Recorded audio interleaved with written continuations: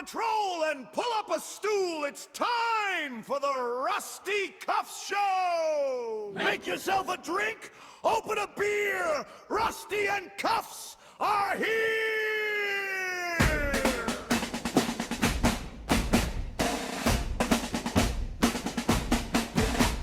Flag in the air, boots on the floor, tails from the... All right, that was a little aggressive, but it's the Memorial Day episode, so welcome to the Rusty Cuffs Show, everybody. That was not what I was expecting. No, I know that's not it. I made that this morning. So we're back. We're back. After a lengthy delay. We're back, and we tried to do this yesterday, but things didn't go as planned. You mean your 16th kid wouldn't stop screaming and shitting on the floor? He doesn't shit on the floor. He shits in his clothes, and then he gets on the floor. Yeah, it was a rough one. And I'll tell you, after it's only happened 4 times where we've come in here, sat down, and then just said fuck it and just drank. Yeah. And we didn't even drink yesterday. No, it doesn't happen often. But anyway, the whole day was downhill after that. It doesn't happen to me often. We always joke around about how mentally I'm pretty good, and you're not. Man, you're not. I mean, it might happen once or twice a year. I knew you were already on the edge yesterday. I could see it. Yeah, well, I know I could have probably pushed it. Man. Yeah. So after you left, the rest of the day was kind of well, I missed the recycling this morning. I guess I should just kill myself. It was just I think that I threatened to do that multiple times a day in my office. It was, again, yeah, you don't kill yourself at work because you miss the reaction of everybody else.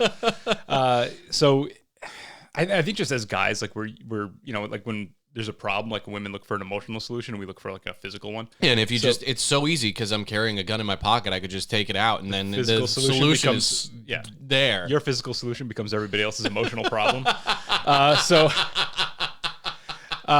yeah, so I had a list of things that I wanted to get done, the show being one of them. And none of it got done. And just I think you attainable goals are not I'm gonna be a Navy SEAL, and you wash out and you're oh, this is horrible. I'm gonna wipe my ass today. Yeah, I was I'm gonna go out and spray for fucking ants. Okay, I'm gonna get the recycling all done and get out to the curb. Have you ever been evaluated for I haven't been evaluated for anything.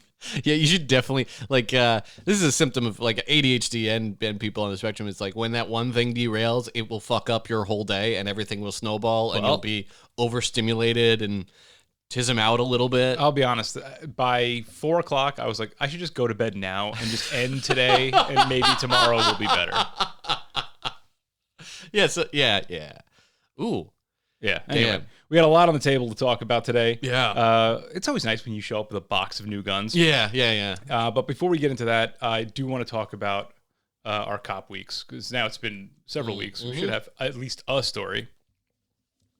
So you've got a new job, which has been fucking with our schedule. Yeah, it's horrible. I mean, it's the same hours. It's just I'm back rotating through the fucking week and days and evenings some sort of fucking patrol loser. Yeah, and we're both rotating now through the week, which sucks because we don't line up. Yeah, now we're just passing ships in the night. And I'm an indoor cat now. They got me a litter box and everything. Oh, that's nice. I have to wear fucking button-ups and polos and khakis. And I'm frowning pretty much every day. It's less stress. It's way less stress somehow because I guess when you're not diving into a car full of cigarette ash and used needles and scooping in people's butt cracks for some heroin, it's a pretty nice life. When you don't have to do that. You don't have to do that? Yeah. After a decade of doing that? Yeah, after a decade. It's kind of nice not having bum fingers. I gotta look at video surveillance today and call people on my telephone and then send out email. All right. All right. Yeah, it could be worse. I'm getting a decent amount of respect. I'm working with a very, very thorough supervisor. I don't see eye to eye with him all the time. In fact, we actually used to be mortal enemies. But he has been, now that I'm on his team, he treats me with respect, which is fucking jarring when it's somebody who's just been dogging you your whole fucking career. And you're the fuck is wrong with this guy? This guy's an asshole. And he was probably saying the same shit about me. And now we're just so we have to get along now or I'll kill both of us. So, I have a boss that's similar, in that he treats his guys amazing and treats everybody else like dog shit.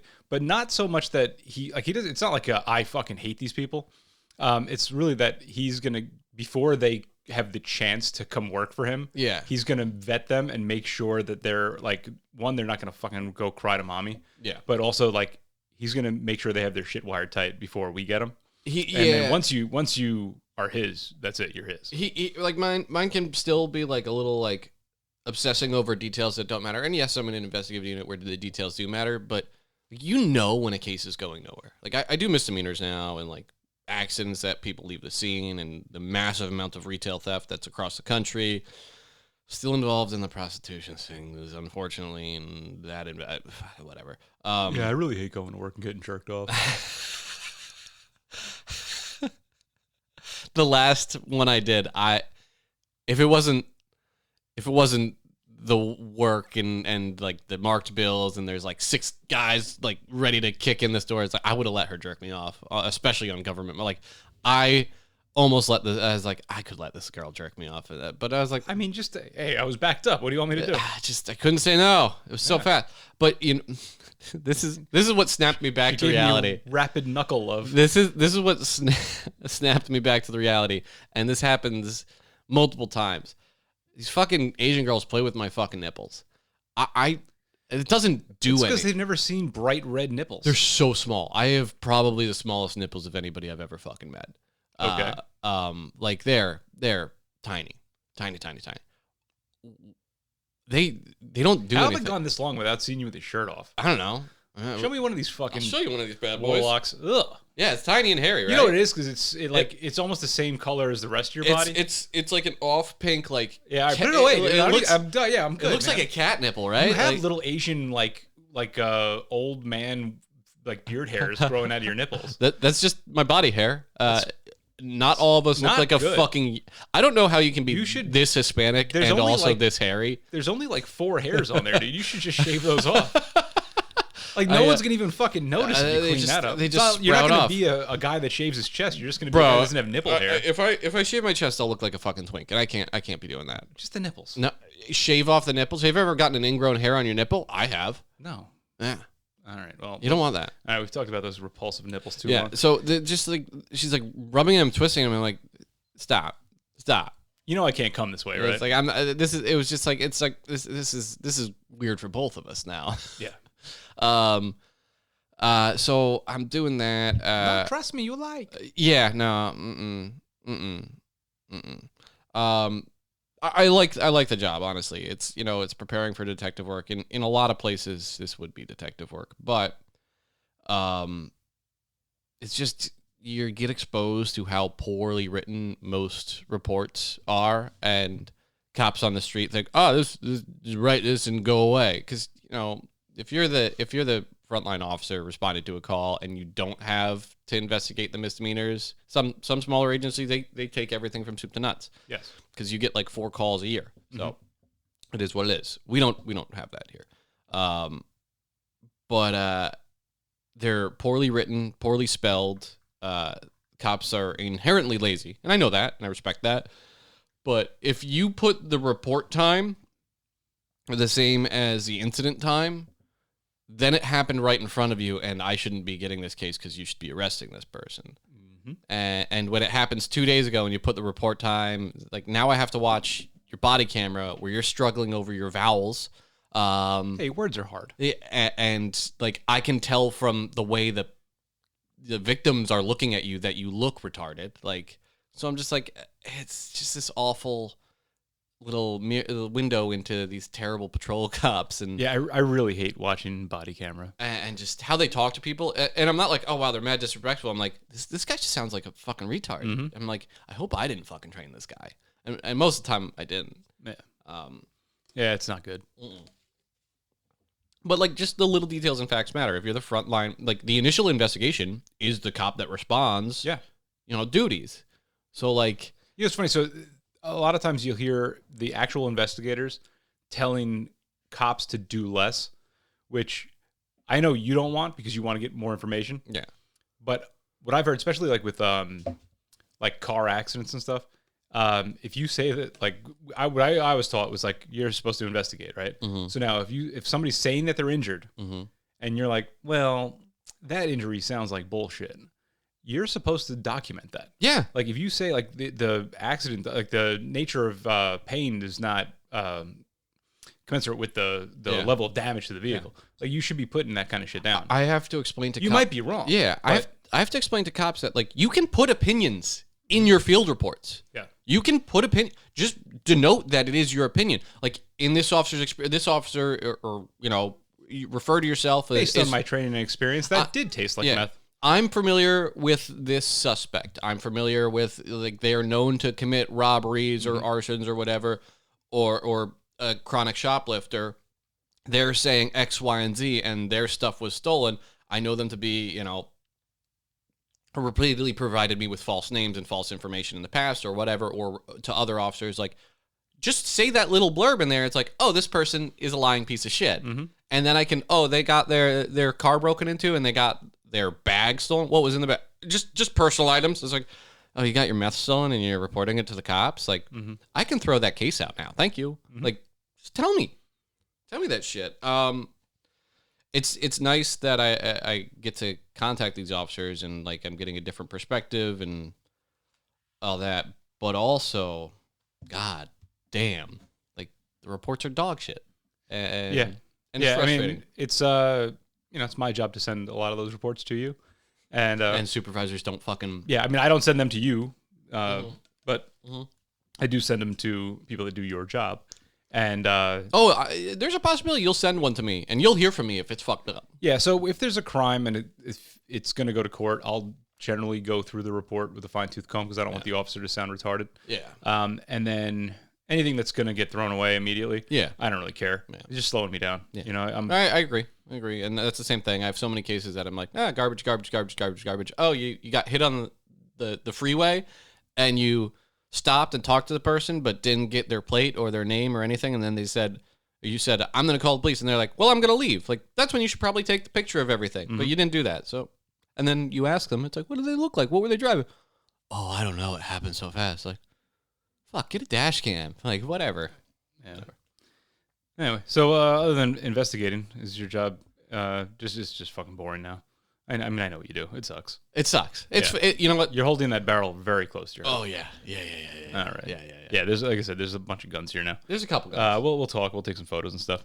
I had a couple things go on. And one thing that we both had happen, but two different things that were very similar that we'll talk about. But over the last 3 weeks, the Rusty Cuffs algorithm healed itself from its usual filth.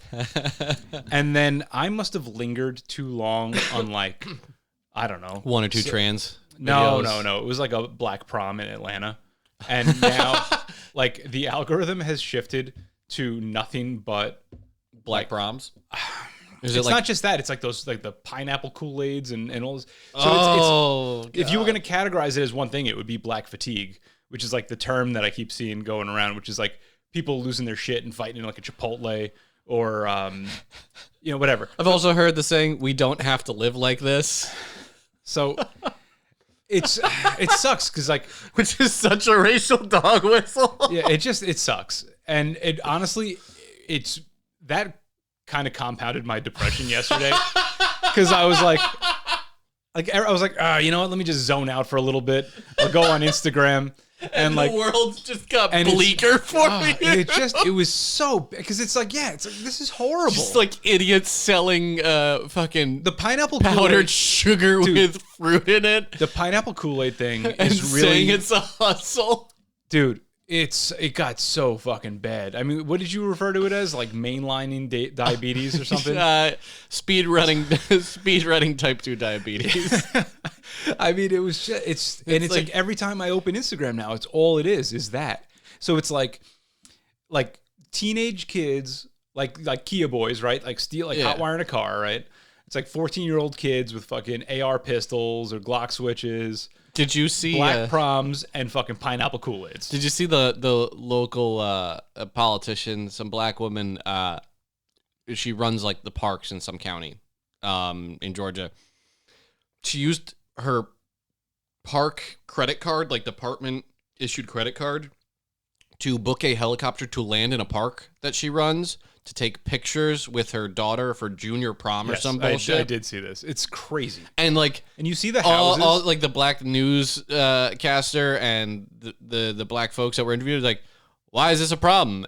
Like, oh, now it's a problem that she used department funds for her daughter. It's like, she used a fucking helicopter in a park where people were playing and government fund, like, those are taxpayer money. And people are like, why is this a problem? So and the houses were. So this is my problem with the black prom videos. Yeah. Right. And like, all right. So if we want to, I don't want to breeze over the fucking pineapple Kool-Aids. It's always people that already have diabetes and now they're like in a car eating Kool-Aid soaked pineapple spears. They're holding the camera away from their face and you can hear them breathing. When Like, I you're hear, like, when oh, I can fuck. see a stomach already on the steering wheel of what I assume is an Ultimo riding on Steelies. And listen, white people are guilty of this shit too. Yes. So we'll get to that. All right. Because the white people equivalent of pineapple Kool-Aid is, I don't know, like Mountain Dew hot dogs. I don't know. What do white people soak? No, you'll, if I get on this Instagram algorithm every time when you're scrolling, you'll see like white people with the wispy facial hair and they can't pronounce the Oz white. And they're drinking Mountain Dew mixed with Pepsi, and we're calling it a cocktail. Okay. Like those kinds of people, yeah. Oh man, is that like? They're just retarded people That that seems live in like trailers. Great Lakes folk. Oh yeah. Yeah. It's definitely Michiganders. I gotcha. And I'm like, if I saw my people doing this, would I be equally like grossed out? But then I'm like, it's just gonna be like mango and rum, which sounds awesome. I mean, they just can't afford. Leave my people alone. Yeah, They've had it tough. And they're drinking coconut water mixed with Yeah, I mean healthy. They get electrolytes. I mean, have you seen some of these dudes? I've seen a lot. They're not doing well. All right.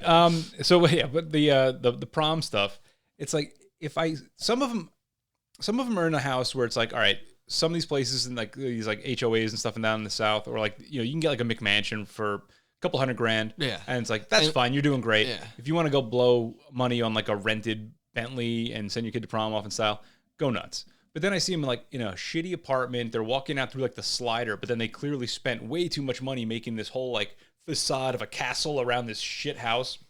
And then they rented a car that really shouldn't be there.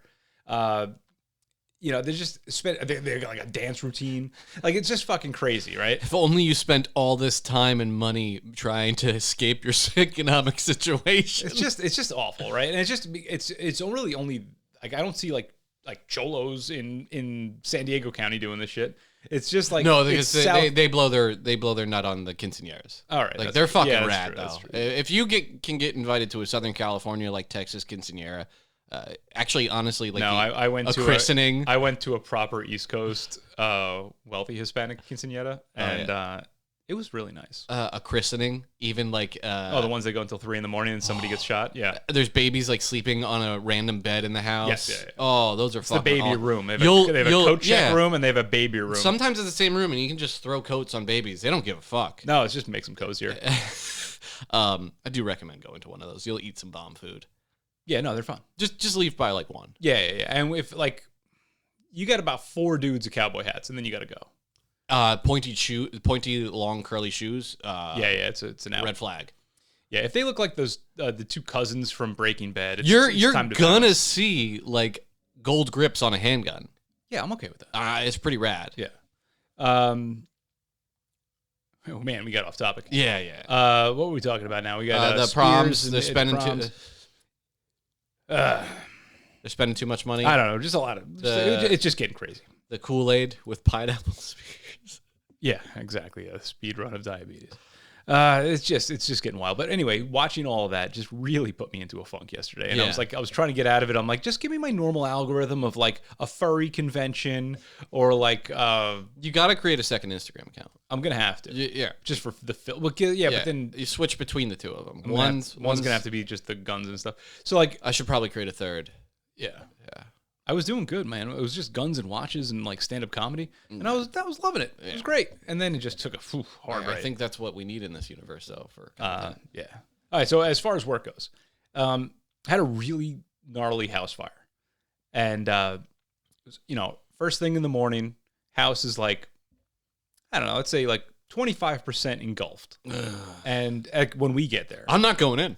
I'm not. So- I don't care if the firefighters aren't there. I don't care if there's somebody screaming on the second floor. So I'm not going in. I've gone into enough house fires where I know I don't want to do it. Yep. We talked about it on the show, but I was in one where I was like, I got maybe 2 good breaths and then I'm dead. Yeah. So I'm not doing it. I'm not doing it either. My experience was very similar. I made it 2 steps in the door after me and my partner kicked in the door. Smoke was down to our shins, and we could feel around and notice that it was just stacked with newspaper and garbage. It was a hoarder house. We were like, nope. Yeah. No, you're going to get lost in there. Yeah. Fuck that. And the guy was already fucking dead. All right, well, problem solved. Yeah. So everybody was out of the house except for one guy, all right, and a dog. Now, it was a pit bull, but still a dog. I'll still go in for a dog. Yeah. Did you So- lure it out with a toddler?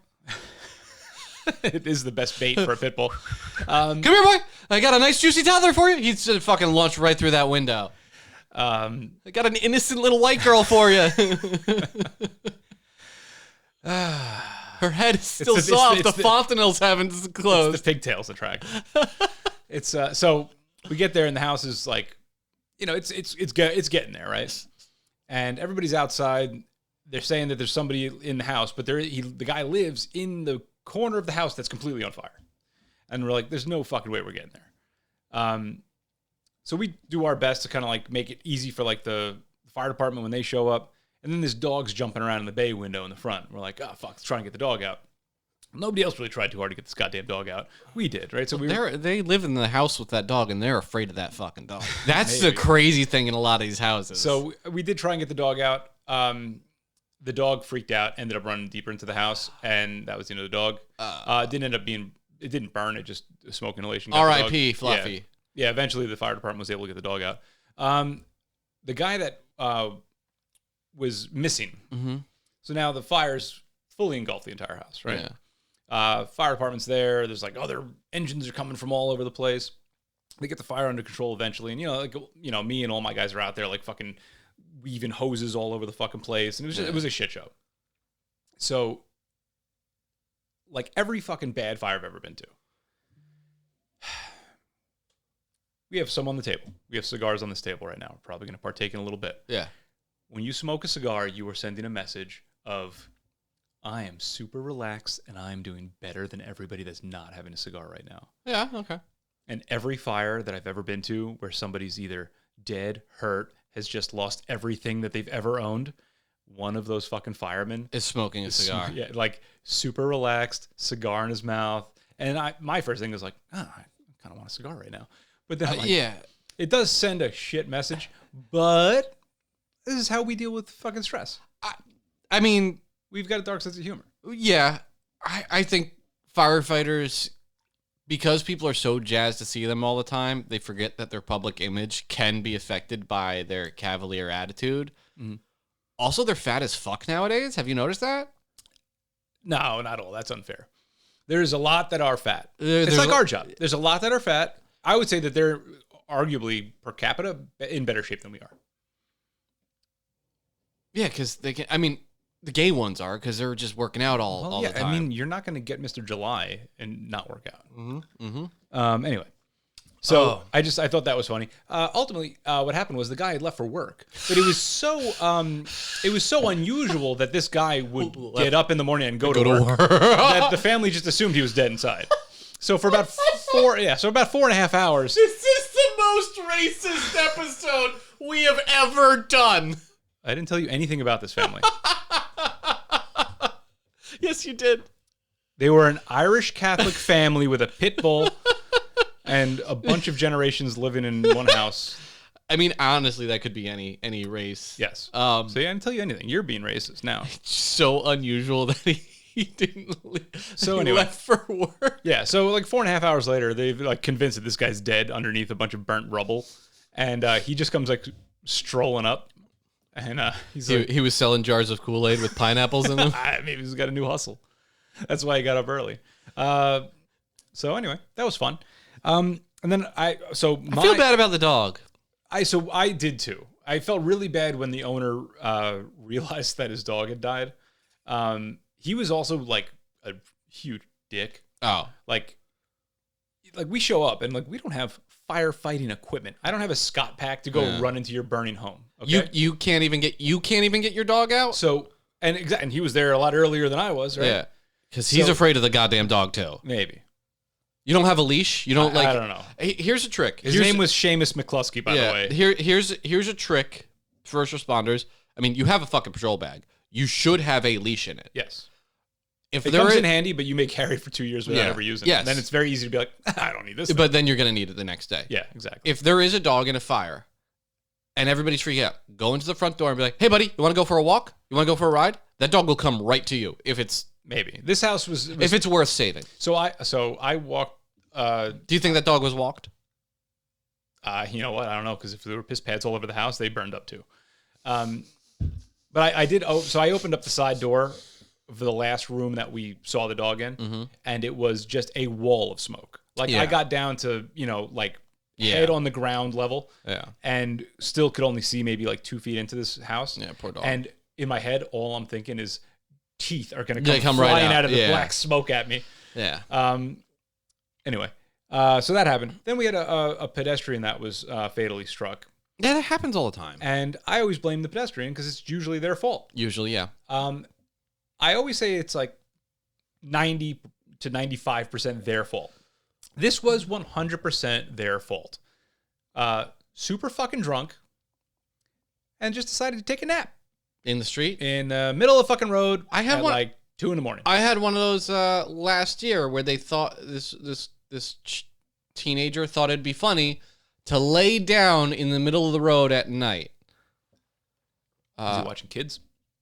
I don't know. Just they're like, oh, check this out, and then whomp, they were a speed bump. Yep. And the car kept going. Yeah, because that guy was drunk. And there was a person that witnessed it, and it was like, my friend did it as a joke to lay down, and then they got ran over, and the car didn't stop. Well, real funny joke. Yeah, everybody's dumb here. Okay. So, but you had one that was odd.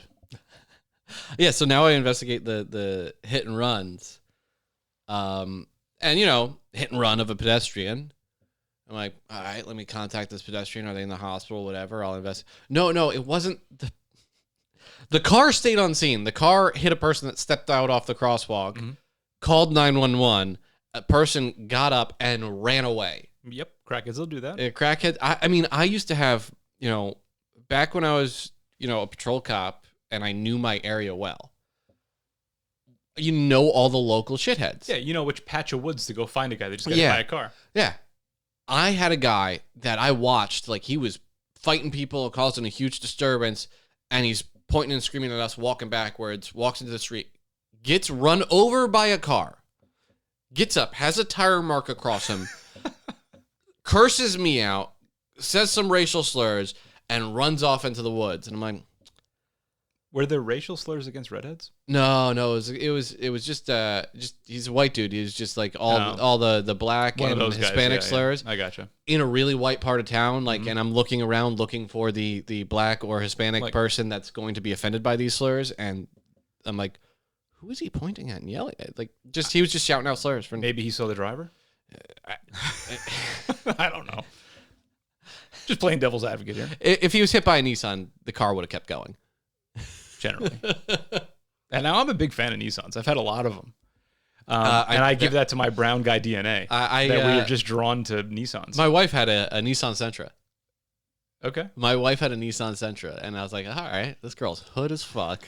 I had like a white girl with fucking braids. It's pretty rad. I had Nissan pickups, which are basically like the American Toyota Hilux. Yeah, they're bulletproof drivetrains. They're not American though. Well, like they have Japanese. I know, but they're here. You know what I mean? Like, it's like the they're just American bulletproof. equivalent of like a Hilux. Yeah, one of our coworkers that we've worked with for 10 years has like a Nissan pickup from like the 90s, and it's still running. I had a 1997. He doesn't do it because it's reliable. He's just a poor man. Yeah, third divorce, that kind of thing. Yeah, I get it. I had a electric blue Nissan hardbody, single cab, 4-cylinder, 5-speed with 2 plastic racing seats with 5-point harnesses mounted into the bed facing backwards. It was basically a technical. Bro, I had that all through college. So were you like the token Hispanic dude at your school? Like, I did get a scholarship for being brown. I wasn't paying. I didn't know that. Yeah. They were like, we got one. And in the winter, he looks like us. It's funnier because I know how like white the school you went to is. Were you the only one? It was the basketball team and me were the only things that weren't you. It worked out great for me. It's a fucking big school, man. It's not that big. It's like, oh my God, that is white. Yeah. Holy shit. That's fucking funny. That was awesome. Oh. Anyway, so to counteract yesterday, I decided that today would also be a drinking day. And I was making two double Negronis at 8:30 in the morning. These are doubles? I made 2 regular Negronis at 8:30 in the morning. Fuck, dude. Oh, yeah, you're not doing shit today. I got things to do. No, we don't. We got to do this. We have to do this. We're doing it. I got to do like a lineup today. You have to do work. Yeah. Yeah. That's dumb. Yeah, I got to do like. Oh. I got like 8-9 hours. Oh, you're fine. All right. Hey, let's talk about all this gear that's on the table. Yeah. But before we do that, we should talk about Dudes Gourmet. For all orders over $50, you can use the promo code CUFFS. It's capital CUFFS at checkout, and you're going to get free shipping on all orders over $50.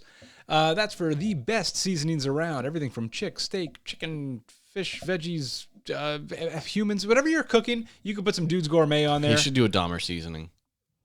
We could do a Dahmer seasoning. Like a Cambodian spices, because he tried to eat that little Cambodian boy. Or what did he try to eat? He tried to eat a couple people. We could do a people seasoning. A people seasoning? Yeah. It'd just be a pork seasoning, pretty much. Basically. Yeah. He has signature pork. You could use that one. It's going to have to be a little bit different. Well, we changed the name. Yeah. Anyway, Ooh. people. Mm-hmm. For all of your people needs. Yes. Imagine we found an untapped market. That's how we made our millions, was selling people seasoning. To like Epstein's Yeah, client list, I guess. Yeah, I guess. Imagine eating unseasoned human and being like, I'm a secret evil cabal. Let me eat unseasoned human. I mean, if they've marinated themselves with like Kool-Aid pineapples, it'd probably be pretty yummy. Have you seen Kool-Aid seasoned food before? I have. It's got to be gross. I've seen Kool-Aid seasoned fried chicken. So now, again, we're going back to the fatigue, right? So the algorithm did go to like chicken tenders soaked in Kool-Aid, and I was like, all right, this is a fucking joke. And like yesterday, we were talking about like all those people that are doing like cooking tutorials, and it's like, no, this is not really. You're just like this is rage baiting. Some of the internet. stuff that like Chef reacts to, like I think has to be when they're throwing like canned food and like sour cream and ice cream directly onto like a Blackstone. Yeah, like, it's just fucking weird. This is insane. Yeah. But there are so many women, like housewives out there that do not have a job and they're so barred out or on like a hefty dose of Valium that they're like, I'm going to do this and I don't feel feelings or taste tastes and I'm just going to, and then some husband's going to show up and he works like a $300,000 a year salaryman job and see his pilled out wife just drooling over that. And I filmed this. And then he's going to go and cheat on her with his mistress. And then at least that guy has options. Yeah, he does. What about the guy that's working construction all day and he comes home to his fucking wife that made fucking ice cream spam? I mean, that's why men beat women. Like, yeah, but he's stuck. He's got no choice but to if beat I her. ever went to a He domestic, doesn't have the option to go cheat on her with an equally or better looking girl. No, he has a foot spa to go That's to. true. He can go get jerked He can off. go get jerked He's off in at the a foot booth spa. next to you. Yeah. If I ever went to a domestic and the guy like beat the shit out of his wife, it's like she made ice cream and spam mixed together after I worked at like 14-hour day. Be like, all right, so nothing to see here. Time to go. Have a good one, sir. Sir, was it an open hand or a closed hand? Miss, Oh, no, it was all knuckles. Sir, was it an open hand or a closed hand? Closed it. And I'd be like, Miss, if you call 911 again, I'm gonna come and beat you for this shit. Like, I'll tell you what, you got one get out of jail free card. Make me dinner. You don't want spam and ice cream. No, I just want to be over her shoulder while she cooks what she thinks A is human decent being meal. would eat. Yeah. I mean, everybody's heard of boy dinners. I've seen on Instagram trending girl dinners, and it's like a piece of toast and like 2 berries, and it's just like Why are they having all those carbs? Just have the berries. And then it's usually Fucking like fat whores. Jesus Christ. What? You're fucking killing me today. Fuck these bitches. They don't need that. That's the Negroni talking. Yeah. Anyway, yeah. So, Oh, we didn't say what the episode is going to be called. No, And I'm no. not going to. No. Just You'll figure it out. yeah. At this point, You should know. at this point, just look at the Spotify or Apple playlist and see what it's called, and then give yourself a little chuckle. So yeah, Dudes Gourmet is one of them. He's gonna love this one. I forgot we were doing a promo for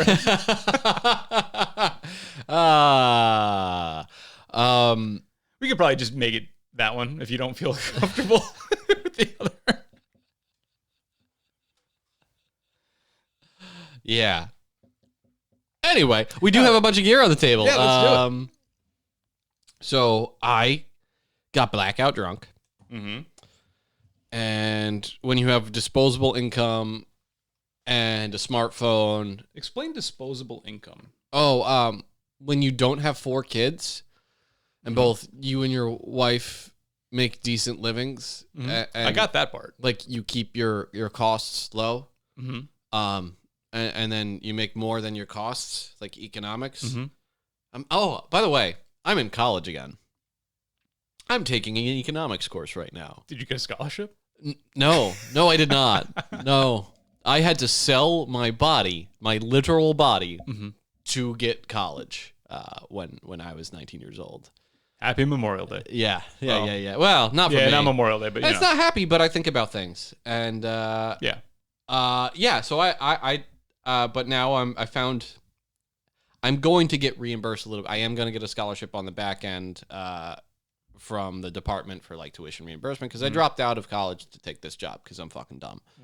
But I'm taking economics. But anyway, when your costs are low and you have a surplus of cash, that difference is money that you can save, and then you can put some of that away in something called a bank, and they hold on to your money for you. So that's like the thing that you sleep on? Yeah. All right, yeah, the exactly. bank. Yeah, the bank, the mattress. Mm-hmm. If you're looking to knock over a type of person that would have a lot of money in their house, it'd be an Asian or a Hispanic person, or really old white people because they don't trust the banks either. Yeah. Yeah, Pretty much, yeah. just saying. Yeah. We had a pattern of that, knocking over Asian people that ran like laundry mats and stuff like that. Oh, yeah. Big cash business. Sure. That makes a lot of sense. And then they started knocking over like Italians that ran card games in their houses still. Yeah, how'd that work out for him? They got away with it. Really? That's very, very sophisticated. really rolling the dice there. This is another tangent of my investigative work and where it leads me. Very, very, very sophisticated group of Wait. South Americans. no. Really? Uh-huh. Central Americans? Uh-uh. Irish gypsies. It's gonna blow your fucking mind. Other Italians? A rainbow of people. Really? Yeah. Blacks, whites, Oh, Hispanics. I thought you meant gays. Oh, I mean, I'm sure statistically speaking, Dude, a gay mafia would be hilarious. it's called Hollywood. Okay, well, it's a pedophile mafia, but But I mean, just normal gays that you'd want to have live in your like neighborhood. they go to You know, brunch and then yeah, they pull yeah. off a heist. Yes, like Ocean's exactly. 11, but but fabulous. statistically speaking, some of our it's like former police officers involved. Really? Like a computer programming, electrical whiz guy. Ah. Like it's legit Dude. like a Ocean's 11 crew. Yeah. And they all owe money. So they form this like rock and roll super group of thievery, and they're going up and down the East Coast, knocking over people that run card games or high cash business like homeowners. They'll watch the house for a while. Impressive shit. They have jammers. They'll cut the wires. They'll jam Wi-Fi. They're breaking a ton of fucking laws to just Sure. get in there.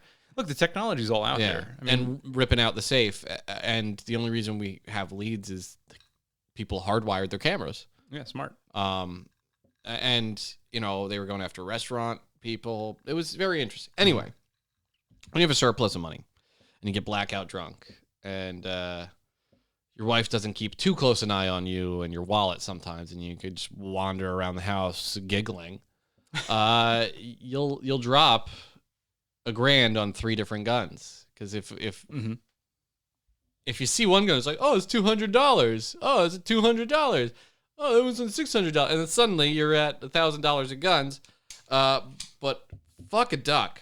I got a Beretta 1934. Okay. I've been eyeing this up for a little while. I have one question, Yeah. and the answer cannot be autism. Uh-huh. Why did you buy this gun? It's $270 and it's .380, and it's a full steel .380 at the same size as your Smith & Wesson. Okay. It's a fair answer. It's like the same fucking size. All those thumpings that you're hearing on the mic are all just guns being unloaded. Yeah. Look at that. It is the same size.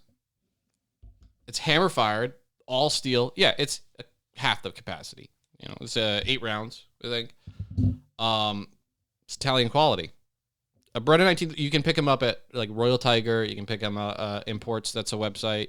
You can pick them up at AIM Surplus. Palmetto State Armory has them too. They're all hovering. Some of them are on sale for like $175. Okay. It's some people say it's not a great carry pistol because the safety's mounted on the left hand of the side. Guess what? I'm a fucking lefty. It works perfectly for me. And Reload's a little slow. yeah, so it's a heel release magazine, but you can see. Check out Ian McCullen's Forgotten Weapons on the gun too. But they also make them in 32 ACP. But I wanted the 381. That looks like that slide would very easily work with a ported barrel. So they do sell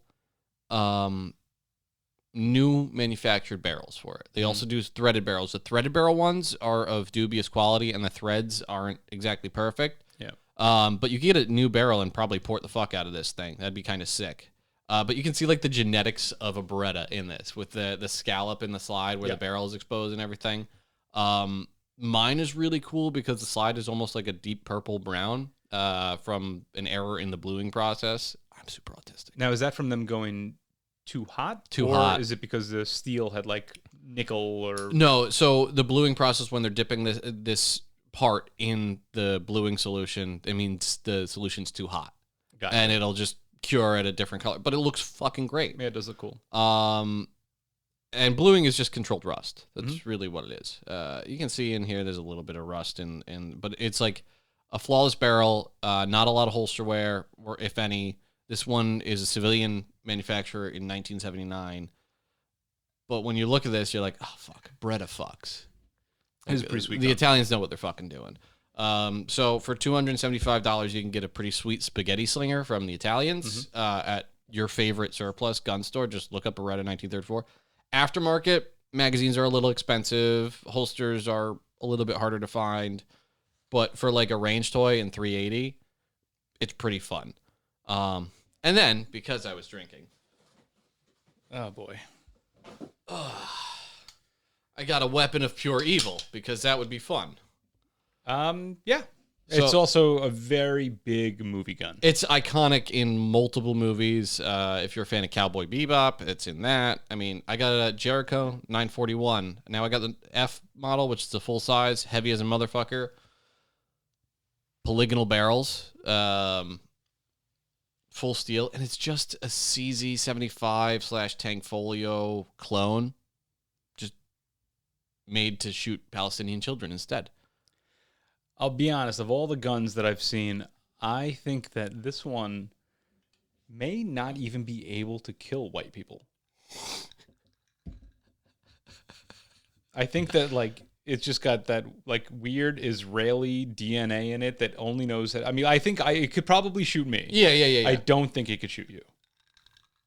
What's wild, if you shot that at me, the bullets would turn and hit you. Yes, exactly. I'm actually kind of afraid of this gun. Yeah. It's got a lot of wear on it. Yeah, so this was like $600 on AIM Surplus, and I've always wanted a Jericho. I think they you got to drop the mag. It does. Oh yeah, you can do.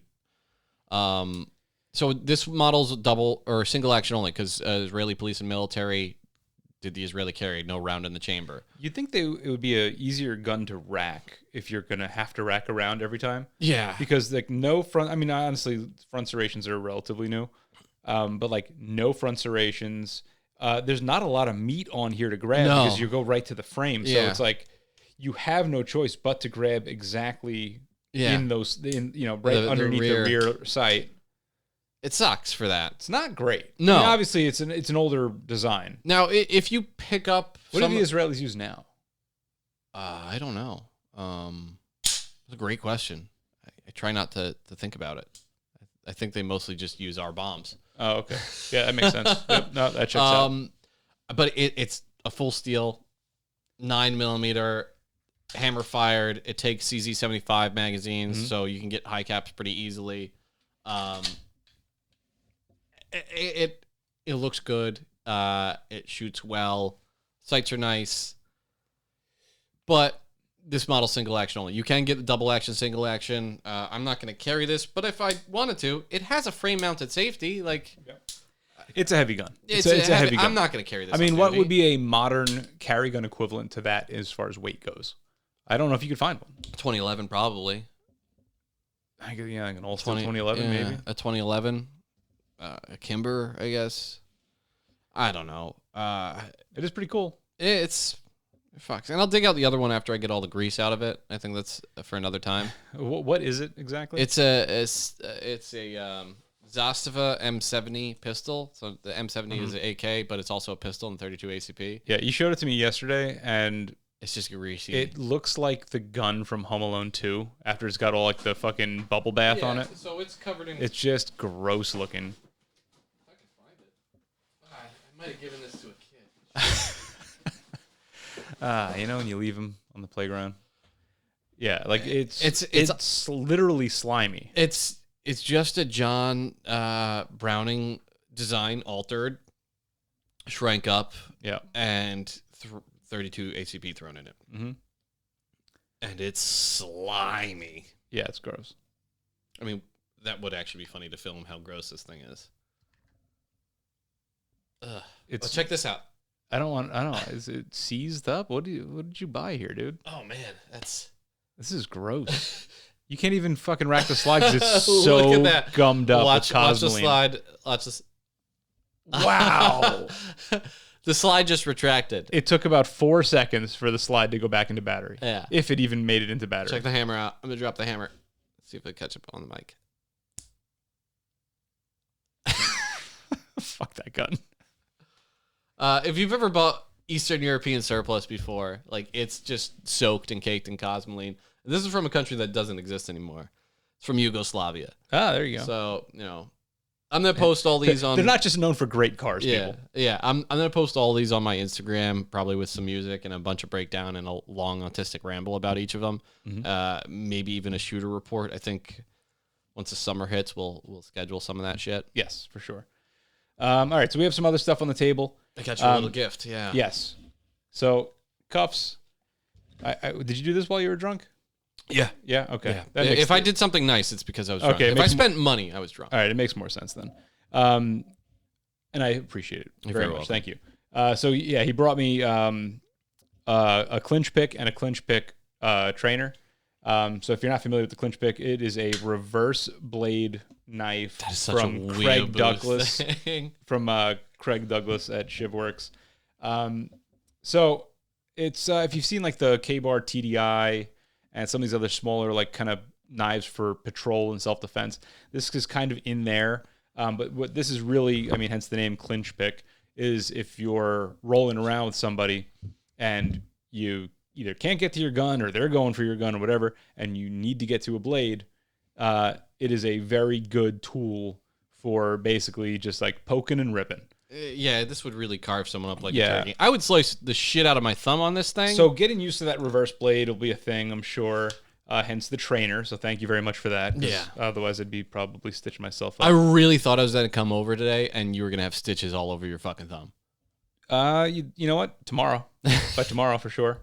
But so I've been playing around with how to mount this so that it one doesn't print. On patrol, I don't really care, and I'll carry it on patrol for sure because it kind of blends in with all the rest of your fucking gear on your belt. Yeah. And again, when you introduce another weapon onto patrol, it's like that's not just your weapon. Yeah, that's not- It's the other it's guy's everybody's weapon. weapon It's whoever, too, yeah. whoever gets there first, it's their weapon. So lip pillows on the table. I've been really good nicotine free for a while. I already had one this morning. We're going to get into my health woes in a minute. Yes, we should do that because it's pretty fucking hilarious. He's dying. We don't know that yet. So God willing, I am. yeah, so trying to find a place where I can. I want to be able to pull it in a reverse grip with my support hand. Yeah. So that I can defend my dominant hand and the gun. That's why I actually carry my switchblade on my non-dominant side. Yes, and again, it's out the front and it's perfect. Yeah, Those are all just things you deploy it and stick it in their soft, fleshy bits, and need. And if then you're be done with gonna it. get a out the front knife, spend some money and get a good one. Yeah, I fucking love my Benchmade. I don't Benchmade, think Microtech. they don't make the Pagan anymore, which I Zero carry. Tolerance makes them now. Yeah, don't buy the cheap Chinese knockoff one. No, it's gonna the fail when you need it. springs, it'll fail. The button will fail. Yeah. Whatever. This Benchmade has been knocking around for 10 fucking years. And I've used it as a fucking screwdriver, as a fucking hammer. Yeah, it's a tool. To carve shit open, cut open Amazon boxes, cut open a few homeless here and there, stray neighborhood dogs and cats. Please, somebody stop me. And it you know, as long as you sharpen it, you oil it, you take it apart every once in a while, blow the dust bunnies out because it gets fucking filthy. It's great. But fixed blade knives are the way to go, and I want a fixed blade more than anything. Yeah, so I know this would, for you, probably not a fan of the design. Anything that looks like you could buy it in a mall or a Soldier of Fortune catalog, I don't want it. I gotcha. Except for like surplus handguns. I want all the surplus handguns. If this wasn't probably a Craig Douglas design and something I've seen, it's something you'd see on an anime or some shit like that. It does seem like it'd be one of those things. There should be like a dragon on the grip, or maybe like some red stripes, and call it the zombie eviscerator or something. If the grips were zombie green, yeah. Yeah. But I think this is a very useful knife, especially for the limited use that it would be getting. I find it interesting that the trainer is also metal, like just for the weight, I guess. Probably for the weight and just like the rigidity. Oh yeah, I like it rigid. Yeah. But anyway, I'm still trying to find a way to mount it for my everyday use that doesn't make it print. Mm-hmm. Again, for patrol, not a problem. You can carry it in your butthole. Oh, I didn't think about that. Okay. it's got like a flared base. Yeah, so I don't have to lose it. Yeah, that's pretty good. You can keep the blade out and you could fire it at them. Oh, yeah, I didn't think about that. Mm-hmm. Oh man, speaking of the algorithm being fucked up, and you just reminded me of something. Oh no. This morning, while I'm brushing my teeth, trying to look at, pineapple Kool-Aid videos, a video of two gentlemen trying to figure out which fast foods were more bottom friendly came up. And I said, this couldn't possibly be what I think it is. And it was. And it turns out it was. It was two gay gentlemen figuring out whether or not Taco Bell would be a good thing to eat before anal sex. I think they gave it 3 out of 10 stars. Oh, okay. So just for anybody out there that's wondering. White Castle? Would White Castle be a White Castle? You could probably do a White Castle. White Castle, if I eat White Castle, and I've only had it a few times, that would be like just Crystals, White Castle, those ilk. I'd just be pooping out black sludge for a couple days. Is that a good thing or a bad thing with the bottom? I don't know. I mean, I don't know. Not enough experience. Mm-hmm. Anyway. Let's talk about the cool shit that we got sent from one of our new and great friends. Flat Black Industries. Which one of the other things that I meant to do tomorrow when I fell into my deep, deep depression was go to the post office because I had some stuff to send him. Maybe I'll try to get that done today. I've been dragging my feet with that. It's been a fucking nightmare of a life. I have some stuff to send to Cornfed. So he sent us each a Flat Black Industries patch, the slash smash dash like Livestrong bracelet, a hand cop, which I'm gonna see if my wife will use either on her or me, whatever. And then I know she'll say no and laugh at you. Yes, of course. And then these little, so I don't know what these are called, but they're basically, it's like a ceramic, like carbide ring. A great thing to give to your kid, especially if they're in middle school. So, like if you have a destructive, angry little kid, get them one of these from Flat Black Industry. It's one of those escape bracelets. So it's like a bungee bracelet with a little piece of ceramic carbide on it. I'm gonna give this to my daughter and hope she destroys school bus windows for fun every day. Yeah. So I know you were wearing it when you came in today. basically we said is, I'm glad we don't live in a place where you walk more. I've never ever thought, I'm so glad I don't live in a walkable neighborhood until now, because if I was walking around, I would just be shattering windshields of like the hoopties in the neighborhood. Yeah. You find a car with no plates parked on the street. Hey, bud. I might do that tonight. Shouldn't be here. I have, I'm a field training officer, and I have a rookie with me the past couple days. And I might just do something real outrageous. Like, I know where a couple abandoned cars are. I might just walk up and be like, this is so-and-so's car, and just smash the window and then get back in the car and leave just to see what they do. So I don't think twice about breaking like a passenger side window of a car that's been in an accident just to get to the glove box. I don't either. Like, if I have to struggle with the door to get it open, I'm like, nah, fuck this. If the door is folded in, I'm breaking the window. I don't give a shit. Absolutely. So this will come in handy. I'm looking forward to breaking some shit. Yeah. And then I got a new holster. First time I've gotten one from this company. It's Close Quarters Carry. Mm-hmm. So I got it for the Bodyguard. Not a lot of places that make a holster for the Bodyguard or Bodyguard 2.0. Not a lot for the Beretta 1934 either. Weird, huh? Actually, I bet you may have to send it to him, but I bet you could probably make something. I was thinking about trying to get a blue gun. If you should get one made for the Jericho in Israeli flag. Oh, dude, I could probably get elected to Congress if I did that. Yeah, for sure. We want to talk about Thomas Massey after this, or no? No. Okay. Yeah, we're gonna dodge that. We'll make all the racial jokes we want, but we don't want to fuck with Israel, do we? No, fucking pussy. I'm afraid. By the way, despite what we said at the top of the show, I am not suicidal. I'm not either. I've never worked in gravitational propulsion. There's no reason for anybody to kill me. Yes. Anyway, no reason. You said no. There's no reason for me to kill myself. Yes. There's probably anyway, don't kill me. But yeah, an Israeli flag holster. I couldn't do that. Israeli flag Kydex holster. I couldn't do that. I can't do it. Come on, you can do it. What if it doesn't have to be the flag, but if you just get it like with a menorah? I think that's even worse. I'll ask some of my Jewish friends. Yeah, ask your Jewish friends what would be worse. It already has a weird Star of David on there.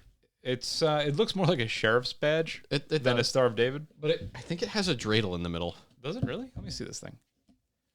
Is that a dreidel? Or like a little square, or like it's very dreidel-esque, but I don't think it's supposed to I be don't know dreidel. what that's called, the language. Israeli? Is that what it's called? I'm pretty sure. Oh. It says made in Israel HS. Is that just an Israeli high school? Is that what they do? This gun was manufactured in Israel High School. 2 podcasters were found dead. Definitely not by Israel. Here you go. Thank you. Don't point it at me because I'm afraid it'll just go off. Just go off. Yeah. It'll summon a bullet. Yeah. It's a miracle. We didn't run out of bullets. There were so many Palestinian children, and we thought we were going to run out. Honestly, there were only enough bullets to last one night, but somehow it lasted 8. We're definitely going to wake up dead. Well, not wake up dead, I guess. Oh, God. All right, if you're listening to this, Israel did it. For sure, Israel did it. Don't get me wrong. I don't give a fuck about Palestine either. This is a problem with not doing a podcast for like 3 weeks. All our just like awful, intrusive thoughts and our comedy just bubble up all at once, and it's like we filter it through and we dole it out in small doses. This is a comedy podcast. Like, none of the stuff we're saying is serious. No, we're not even real people. No. Nor are we actually What's cops in crazy any law is enforcement capacity. We've been spending so much money on this artificial intelligence to make this podcast. We're not even real people. No, we're in fact, we don't even tell it what to say. Yeah, the AI has come up with all of this. We're just some fat guy in a basement that's jailbroken ChatGPT. Oh, actually, I wanted to talk to you about that. Oh, God. What would it take for us to set up one of these AI avatars and get, like, dudes that are too afraid to go get jerked off by Chinese women to give us money on the internet? Because I feel like if we could make a couple $100 a week just from, like, dudes jerking off at computer images. Like, I've got all night at work that I could just like chat with these fucking losers. I don't like this. And like, if we can get them to send us money, then we could buy more guns, and then we have more content for the AI that actually does our show to put out content. No one is ever gonna give us money the way we just spoke tonight. Maybe. Wait a minute. I have an idea. Okay.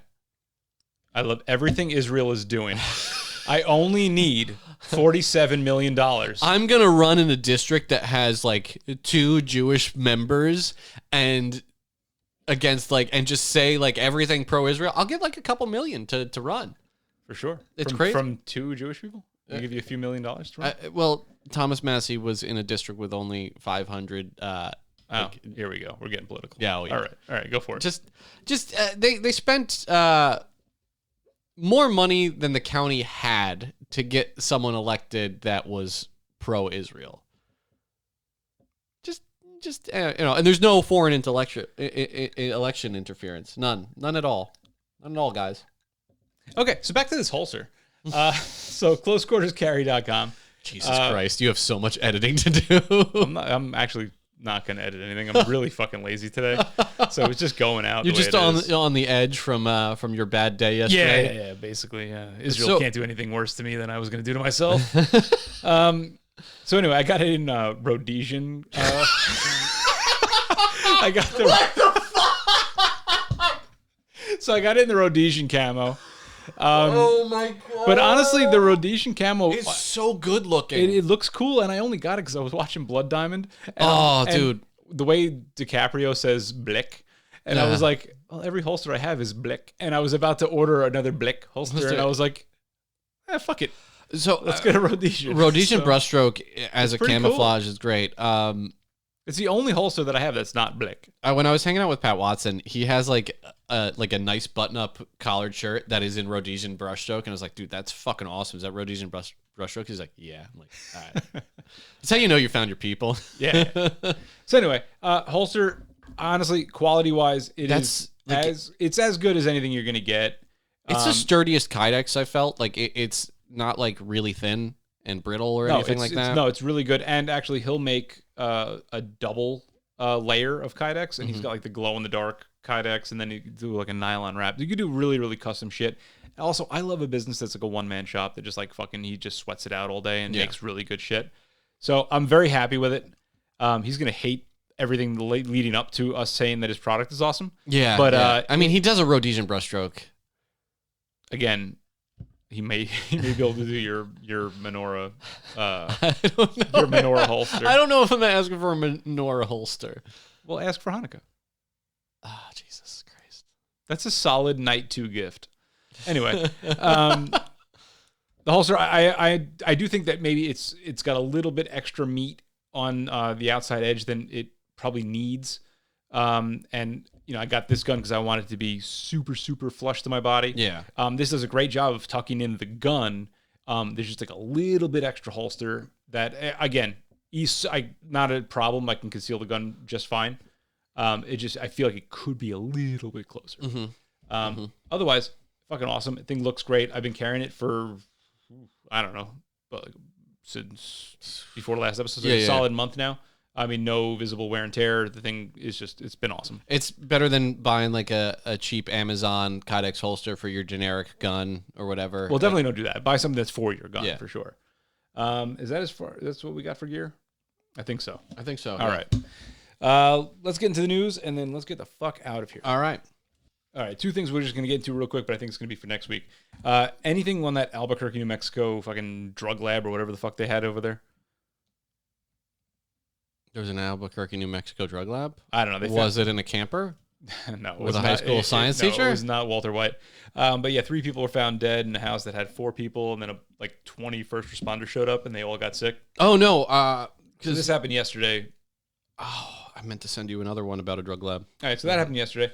I want to talk about just like the takeovers, the teen takeovers that are basically happening all over the country. Oh, my God. Virginia Beach instituted a curfew, which I think was from 10 p.m. to 6 a.m. Normally, just because this is America, I would say I'm not into that, but I'm okay with it. Now, it wasn't a curfew for everybody. It was curfew for 18 and under. Yeah. And which there was truancy issues back in the day. Remember? Yeah. The old school, there were cops that used to patrol looking for truant kids. Yeah, which is a fucking ridiculous job to have. Yeah. But anyway, that's going on. I don't know. I'm a fan of the whole curfew thing. I think it would make my life a lot easier, especially working at night. Yeah. All right. The San Diego shooting, no news really out of that hasn't already been out. They kind of dropped it pretty quick when they realized it was a trans couple that did the shooting. Were they actually trans? One of them was, yeah. Okay. Because, all right, so first off, What a reverse Uno.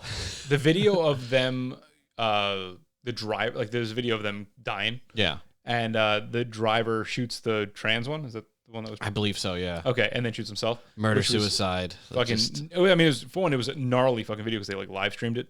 But I didn't know that they were trans. I honestly thought that it was just like two teenagers that accidentally did some gay shit and took like a hard left turn.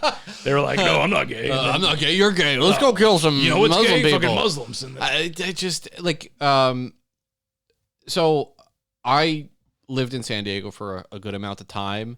And I have an enormous respect for the San Diego police departments. There are multiple agencies there, and it's not like a lot of California. Like for Southern California, like Orange County and San Diego, like in all the agencies in San Diego, those are the two agencies I really wouldn't fuck around with. Don't get me wrong, LAPD are some phenomenal officers, and I know a few of them. They have like an enormous amount of like just civilian oversight and drama and whatnot. But San Diego, they have rifle guys, they have guys that are heavy hitters, and street cops that are very knowledgeable. It is a tragedy, and as much as this podcast is a joke about shit, like these people were just doing their regular ass worship and going about their fucking day.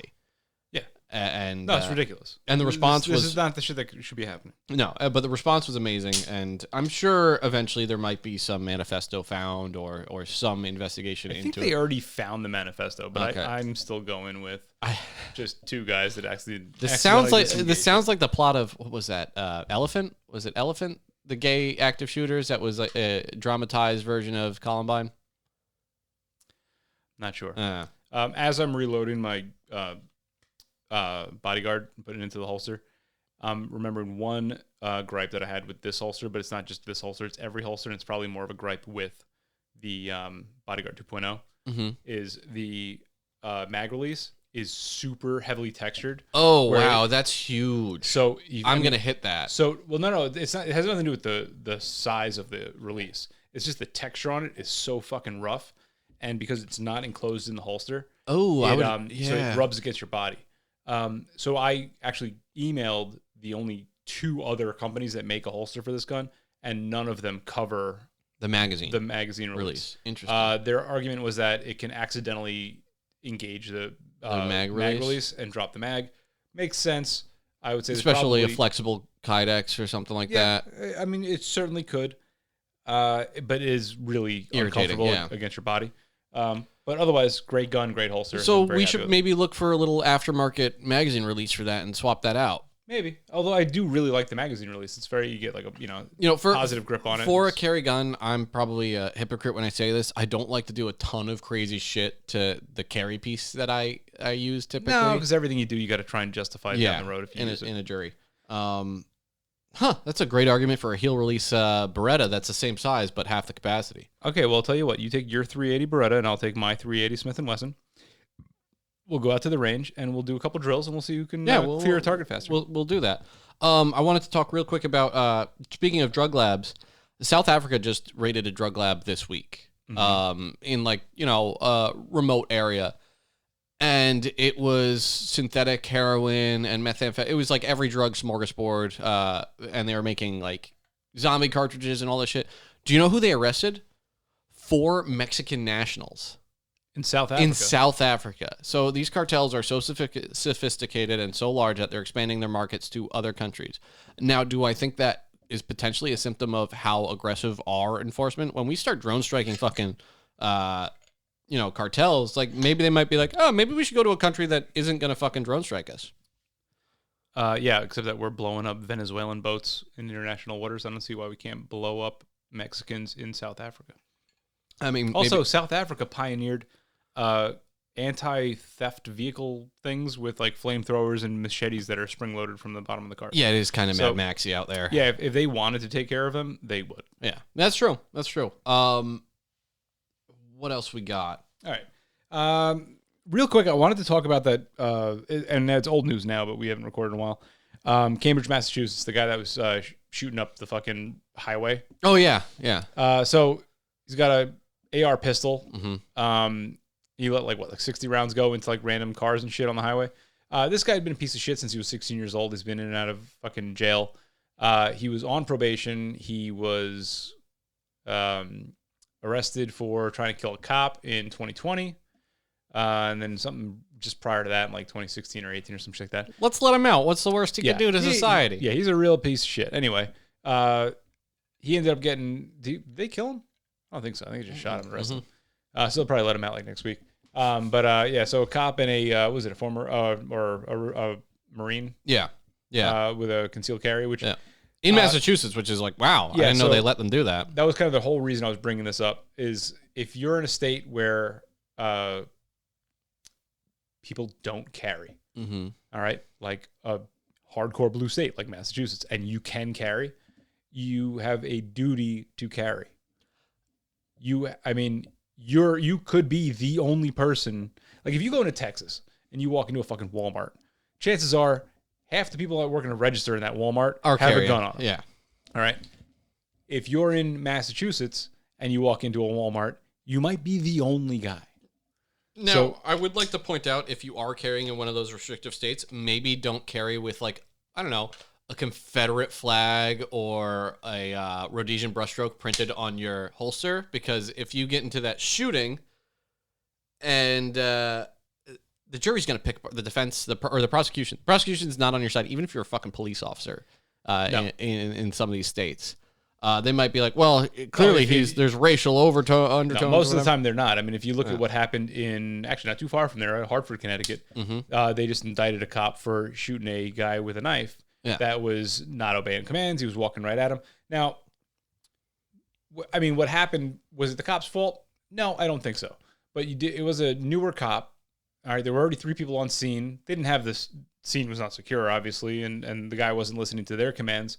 So I don't know what would make him think that he was listening to his. But anyway, he shows up, the guy ends up zeroing in on him, and then starts approaching him with a knife. Now, he's not running at him with the knife, but he is walking at him with the knife. The knife's not up, it is down, but he's still got a fucking knife, and he's walking right at him. You can only back up so far. You can only give so many verbal commands. I mean, the guy is a threat. Yeah. All right, now he was probably either autistic or not the good autistic that can like count shit and just there's a plethora of mental diagnosis. Anyway, this whole whatever it was. Either way, he keeps approaching him with the knife, and a guy that's I don't know. I don't want to put myself in that position and say I would have done anything differently. I think that eventually you just got to shoot the guy. Anyway, he got indicted. I think it's fucking bullshit.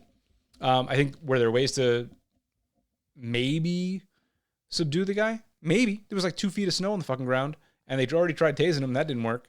So you run out of options. I'm seeing tasers. You know, I love tasers. I think they're super effective.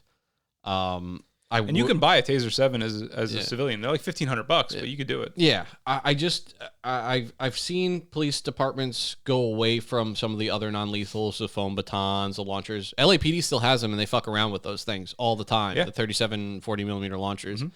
There have been multiple occasions where I wish I either had a being badge shotgun or a foam 37 millimeter launcher, because it would have probably ended the issue a lot sooner. If you hit someone in the solar plex with a fucking 40 millimeter fucking piece of wood or foam, they're probably going to double over, and then you can bum rush them, and they might drop the weapon that they have. The most recent one I had was resolved when there's like 6 cops in a line all pointing their taser. I'm like, this is too much. And then I'm talking to my partner on the side, and he just like, I'll be right back. And he just goes all the way around the house, goes up behind the guy, and blasts him with the taser and drops him. If you have 6 guys, you do have one guy that can just peel off and go around. Like if you have that option, do that. Like, and people don't think about it's fire and maneuver. It's just without the firing part, and just like if you have enough time and couple cops, and you have one guy yelling and talking to the guy, and he's zeroed in on you, your buddy can go around and fucking do what he's got to do. Yep. Yeah. And this happens a lot with a suspect with no weapons. If you are in that situation where you're like, all right, we're going to get into a fight. Well, the guy's paying attention to the 3 guys or 4 guys or 6 guys that are in front of him. Somebody go behind the fucking guy. All right. So that when he does fucking decide, when you have to go hands on, at least you're already there. Yeah. All right. And obviously the body follows the head, right? So fucking grab that head and yoke his shit to the ground. The AP Swatch watch drop. Did you see that? Yeah. All right, so like 200 stores got this. I don't know how you pronounce this. I'm not that big of a watch guy, although I did just spend some money on a nice watch. You just bought a nice Seiko, didn't you? Yes, I did. Audemars Peugeot. I always just called it AP, but anyway, it's a Swiss watch company. They teamed up with Swatch, which I think is another Swiss watch company. Named Swatch? Is it Swiss Watch Company? That would make too much sense to be true.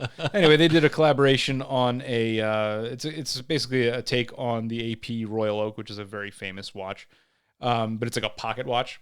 Anyway, it was like a sneaker drop, right? So 200 Swatch stores got these things. They were like $400, and they released them. And basically, the people that buy sneakers also showed up to buy Watches, this thing and then try to resell them. and stuff. So, the resale on this is like anywhere between like $1,200, and I've seen them online, which I don't think they're actually getting this money, but like $9,600. Which I don't think that's reality. I think the reality is probably in like the $1,000 to $2,000 range.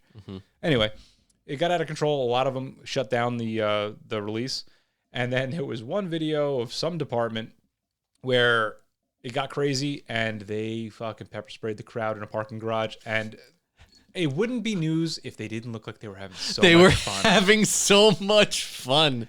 And I think we've both been in incidents where it's like, I've wanted to pull my partners aside and be like, guys, I want you to know I'm having a really good time right now. Exactly. Like, I went to therapy once and my therapist said I should live in the moment. And those cops, boy, were they living in the fucking moment. If you're going to be gagging and coughing on some OC spray and you're dealing with a crowd of assholes, you may as well do it with a fucking smile on your face. Life gave them lemons, and they made lemonade. I think they made Kool-Aid with... Life gave them pineapples, and they made Kool-Aid. I wanted to talk about an awesome video that came out in April, or where the incident happened in April. It was just published recently. News video shows moments in deadly shooting of Central California detective Bearcat running over suspect. This is in Porterville, California, which is Kern County Sheriff's Office released the video. Where is that? Like Northern Cali? Kern County is like the central. Okay, north of LA. I believe. Yeah, I believe so. Porterville. I past like about 100 miles north of Los Angeles, my knowledge of California kind of fades out. I go as far north as Del Mar. So Del Mar is like the whitest part of San Diego. Yes, but it's also San Diego. I don't so go north of nice. San Diego. Yeah, County. no, I same. And I've told you this a million times. My dad said, "Do what the whites do." That's why I know Del Mar. My dream is to live in Del Mar one day. The released videos, which are like drone or helicopter, hours-long standoff, left a sheriff's detective, Tulare County Sheriff's Detective dead. They had a Bearcat. They went to his house to serve him, opened fire, killed a responding detective. He armed himself and he was prepared. So they deployed a Bearcat, or an armored vehicle they call a Rook. They're tearing apart the front of the house with the vehicle, ripping it apart. And the guy gets out the back, shooting, and takes cover in a bush. Took concealment in a bush. Yeah, concealment, cover. These are things, if you would know, in the military, our department doesn't do a great job of covering it. Most don't. There is a difference between the two. You want hard cover between you and your opponents. There's not a lot of hard cover when you have a 12,000-pound vehicle coming at you. Don't worry, I'm fully protected by this ficus. So they run him over not once, not twice, but 3 times and just kind of squish him with the fucking tire. And what was he, just a rabid raccoon that people were complaining about? Listen, deadly force is deadly force, and you got to use what you're given to end the conflict. And I would. It doesn't look clean, but through cops' eyes, that's the best answer. Yeah. Through the public's eyes, especially jury's eyes, they're like, well, that seems excessive. But the alternative was we shoot the fuck out of him. He was still rolling around, manipulating the firearm, trying to fire it, and I guess they squished him enough where his legs were fucking mangled. But just because a suspect is down doesn't mean they're not dangerous. Yes. Same with an unarmed subject doesn't mean not a dangerous subject. But he's still manipulating a firearm. That's why you'll see guys aerate a dude and then still yell, "Drop the gun. Let me see your hands. Don't fucking move." And the guy might be writhing in pain. he can still get a shot off. Yeah, it's also why guys are handcuffed before they're treated. Yeah. This is, again, as a field training officer, and I talk to these new kids, and I try and get the cancerous new policing methodologies out of their fucking head. Like, if we're at a call and violence is being used against us, and it's a determined attacker, like, you gotta stop it. You sometimes have to get creative with how you stop it, and stop the killing is number one. Yeah, and I think this is like just like the Texas delivering the robot with a bomb to the ambusher. Like, this is one of the things that Thinking out of the box. Politicians. My guess is that the guy driving that Bearcat probably military. Yeah, the politicians, the pearl clutchers, even the jury, the civilians might gasp at it, but any cop worth their salt and those seasoned veterans of war will be like, yeah, that's what you got to do. The mission comes first, and the safety comes first of my officers and the general public. And if I got to smush a guy with a Bearcat, I live in the moment. Yeah, you gotta again. They were probably recording, but they were doing it with a smile on their faces or a smile in their heart. I don't remember the shooting now. I was going to talk about it on this episode had we recorded 3 weeks ago. But there was a police-involved shooting where the officer just gives this guy a magazine full of speed holes. And then he just goes, woo! Yeah, and that's that adrenaline dump, exactly. Too. Like, if you've been in those fucking crazy situations where you got to get that fucking shit out, and it's bad for you as a human, killing is unnatural, all that stuff, but at the end of it, it's like, oh my God, I survived this. Yes. Oh my God, I got the bad guy. Yep. I just won the fucking Super Bowl. Like, that's what it is. And if we could return to that in policing and get the right candidates. We can't return to that until we go back to, say, 15, 20 years ago, when if a bad guy died doing something bad, it was like, didn't matter what he was doing. It's like, you should have been doing that. Yeah. You'd be alive if you weren't doing that thing that you knew was wrong. Until we go back to that, we're never going to get back to where you want. But I don't know what's going on in policing, and maybe it's just our agency and surrounding agencies. Maybe it's across the country. I have these discussions fairly often with some of my mentors and peers and supervisors and really honest discussions. But the buck stops with us. Mm-hmm. We're there to enforce the law. We get put in shitty situations, and it's a shit sandwich, and we have to take a bite. And the reactions are tough, but they're human. And if I remember that video, I think we sent it back and forth. We discussed it, but blasts this dude. Yeah. And was that the same one where one of the guys, it was in the alleyway between the two houses, and it was dark as fuck? I don't remember. In my head, I'm thinking it was daytime, and there was two officers on scene. Because I saw one guy do a J-hook and run all the way across the street, and then he starts kind of blind firing towards the suspect, but another officer was over there shot. I don't think this was the same video. But then a third guy showed up and smoked him and was kind of jazzed about it too. But I especially like the supervisors out there that maybe have not been in those stressful situations, your guys, girls, your cops are going to react differently, every single one of them, to every single situation. 100%. And you have to have the grace and understanding that don't say it on camera, discuss it afterwards, but discuss it in a place of safety of like, hey, just be prepared. They might grill you on this, but I understand it, or whatever's going through your head is fine, and we'll work through it. Look at that. You're learning stuff. Yeah. People are talking about stuff. My kids would probably disagree with me, but I'm not a screamer. All right. So like my kids at work, like I'm not built that way. I don't scream. I don't think it's productive. Unless they're in imminent danger, in which case, you scream. You got to get point across. All right. But you're not going to teach them anything by yelling at them. I know maybe as a Marine, you learn differently. But pulling them to the side and knowing that everybody's built different and going like, all right, what could we have done better here? Yeah. It's a lot more constructive. I've been pushing for this for a long time, and I'm pretty vocal within a lot of circles at work of every time we have even a false alarm of an active shooter or a violent confrontation or gun run or something, I'm like, hey, I need all those guys to sit down and debrief. I need that. And what ends up happening is like, that's a really good idea, Cuffs. We'll talk about it. And then 2 days later, my, third line supervisor said, hey, we had a debrief on that. And I'm like, who? And it's like, the higher ups. I'm like, so we had none of the people involved in it. And I have this list of things that we need to hit on in these bullet points that nobody ever asked me for. They nitpick it in an office somewhere. They discuss what went wrong and what could be better, but it never gets down to the first line.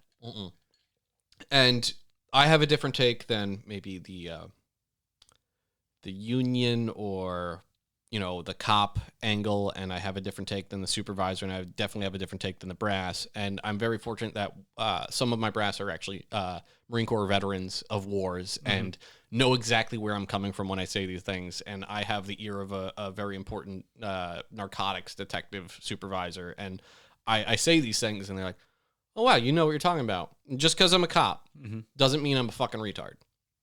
And there's patrol guys that are the same way. And the only way your culture in your department is going to change is you voice your opinions and voice, like, I see a flaw in our training or our tactics or whatever. And I'm not shitting on the other guys. I'm saying, hey, we just did that and we won and we saved the day, but we could have done that a little bit differently or a little bit safer. And I think we should commend the guys that did it, but I think we should maybe throw some training into this. Yeah, and it's okay to be wrong. Like if you're a new guy and you are like, well, why didn't we do it this way? Yeah, or ask why, questions. Yeah, we could explain why we didn't do it the way you think would have worked, or we're gonna go, shit, we could have done that. Yeah, that would have been better. You're right. And you and I have been on calls together where we had supervisors discussing what to do with a plan when we had that takeover in like an industrial area. Yeah. That was like 2 exits. And the bosses are going on and on about a plan. Like, and how long do you guys want to talk about this? And I said, hey, a good plan executed now is better than a perfect plan executed tomorrow. Let's roll. And we just got in our cars and fucking did it. Yeah. And you know what's going to happen? Because cops are just going to follow the leader. They're going to fucking go. Yeah, and you know what happened? We got them. Yeah. And you know how much less work that created for like the whole fucking summer? Like we squashed probably 100 911 calls. Oh, we got multiple drunk drivers out of that. We seized cars. Yeah, it was great. We It made just felony arrests. It worked all in one night. It night. worked great. Everybody from the top of the department on down was very happy with how it all turned out. Hey, you know what happened with that? Well, you got nothing. Yeah, the department was like, well, fuck him. All right, so before we get out of here, because we're getting to that point where I got to wrap it up, I want to talk about Cuffs' poor health and the fact that he's probably going to die. Oh yeah. So let's yeah, I guess we should do that. Get your blood checked, and not just for like your cholesterol and everything. All that. I'm only bringing it up because I don't want Israel to have to like kill us. Yeah. They'll. You're gonna die anyway. I'm gonna die. So I was feeling kind of run down, and actually, a guest has been on the podcast a couple times. Used to be my old partner. Is now a detective. I think we called him Pancho Villa or Hidalgo or something. I don't Something remember. like that. Or El Chapo Guapo, whatever. Yeah. He got on some peptides, GLP and stuff like that. He just wasn't feeling right, and he got his blood work checked, and like his testosterone was okay, but there's some issues. So I'm like, you know what? I'm feeling tired all the time. He's telling me about Samorlin, and this is not an advertisement. This really isn't. Samorlin's like a peptide that stimulates your pituitary gland to naturally produce human growth hormone, which everybody creates. I'm not trying to get a Barry Bonds head. I'm not trying to get yoked. I'm trying to feel better, sleep better, and recover better from workouts. I got my blood work back, and I had a terrifying result. My testosterone was 160. Which it blows my mind because how intense am I as a human being? Yeah, I've been working midnights for 15 years, and my testosterone is still low, but double yours. Yeah. More than double. So you're in normal range. Like I'm in like the 420s, so 430s, it's which is low, but normal. I'm also in my 40s. Yeah. You know. So this was taken later in the day, which is part of it. I did have a testicular torsion like 15 years ago. I had some fertility issues. Obviously, we went through IVF, but like I'm doing another blood test. But in the meantime, I had to get an MRI. I still don't have my results of this MRI, but the doctor was saying, well, your testosterone is low, your FSH, which is something sex hormone, whatever, is low, but all these fuck sex hormone. Your prolactin should be elevated if your testosterone is this low. It should be super high, and everything else was in normal range. So he's like, this could be a tumor on your pituitary gland. And I'm not saying this to scare you guys or be like, oh, Cuffs is going to die. I mean, I am one day, probably soon, but it's scary, especially when you have a kid. So, like, just get your blood work, get all your panels checked, check your nuts, whatever. We're going to go through this and we're going to figure it out. And hopefully I can post some good news about, oh, no, I'm just a fucking effeminate little bitch with bitch tits and tiny nipples. And it's just, I got to get on test. I don't want to be on that for the rest of my life. But we're going to find out. And we're going to see what's going on. I'll get the MRI results. I'll get another blood test. You shouldn't get your blood test at like 6 in the afternoon in a high-stress job or whatever. Maybe it's going to be normal next time in a week. Maybe it won't be. But we'll all go through this together. And It'll we'll be okay. Yeah, it'll be good for the I also listeners. didn't tell my parents or my family about this other than my wife. Like, I might have a brain tumor. Well, we'll find out. It's like 20% of the population that has this issue. It's like a harmless growth on your pituitary gland that just suppresses something or other. I don't love the idea of them sticking a probe through my nose to rip out a chunk of my brain. If it comes to that, we're gonna watch fucking Total Recall before that. Yeah, pretty much. It's a total recall sort of issue. If they do that, if that's the issue. Get your ass to Mars. Yeah, don't watch the Colin Farrell one. Watch the original with Arnold Schwarzenegger. Did they have a 3-titted lady in the new one? I think they did. Yeah, you can't make it without. No, right? no, Yeah.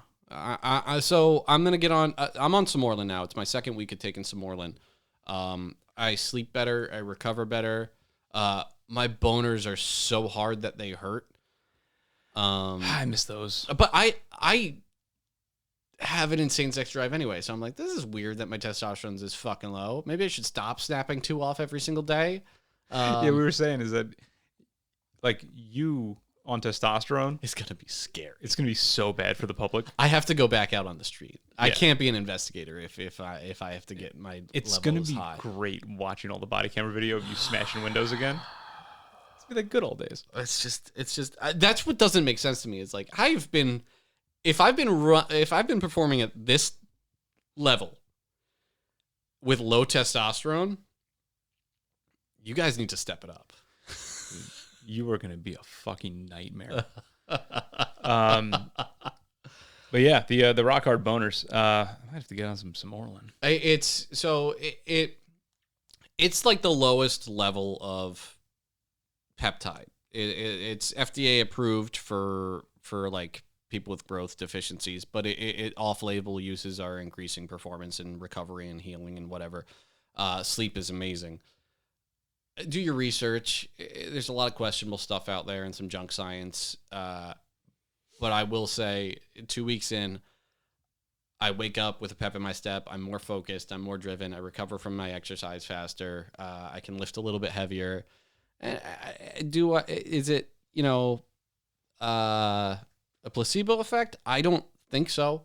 Mm-hmm. The only little difficult part is taking a little needle and jabbing it into the soft flesh of your belly 5 days a week. I wouldn't know anything about soft belly flesh. Mm-hmm. Mine's all rock hard. Yeah, rock hard. That's just your liver is solid and calcified. So hard is hard, dude. That's right. Hard is hard. All right. Well, listen, I think it's time to get out of here. For all of us here at the Rusty Cuffs Podcast, take care of yourselves, take care of each other, check your balls, train hard. We love you.